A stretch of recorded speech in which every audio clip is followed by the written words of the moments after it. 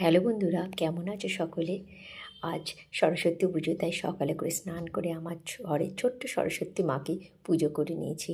কেননা নিচেই যাব, আমাদের আবাসনে সরস্বতী ঠাকুর এসে সেখানে পুজো হবে।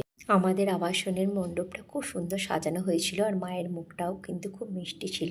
আমিও মায়ের পাশে দাঁড়িয়ে একটু ছবি তুলে নিলাম। মায়ের হোম হচ্ছে, মায়ের পুজোর সময় আমি ছিলাম না, তাই পুজোর ভিডিওটা করতে পারিনি। মায়ের হোম হচ্ছে, তোমরা দেখতে থাকো, ভালো লাগবে দেখতে।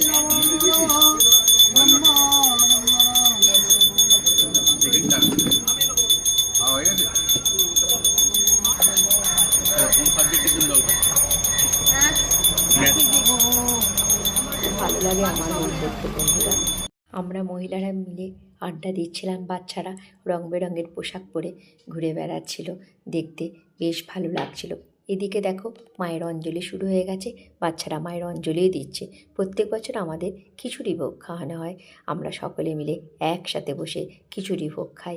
এই দিনটি আমাদের খুব ভালোভাবে কেটে যায়, খুব ভালো লাগে। আমাদের এক পুচকু সোনার আজকে হাতে খড়ি হয়েছে, খুব মিষ্টি দেখতে পুচকুটা।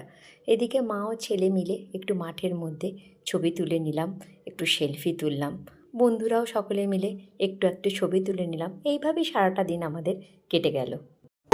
এদিকে সন্ধ্যা হয়ে গেছে, মায়ের সন্ধ্যা আরতিও শুরু হয়ে গেছে। বন্ধুরা, তোমরা দেখতে থাকো, খুব ভালো লাগবে মায়ের সন্ধ্যা আরতিটা দেখতে। আমার তো খুব ভালো লাগে।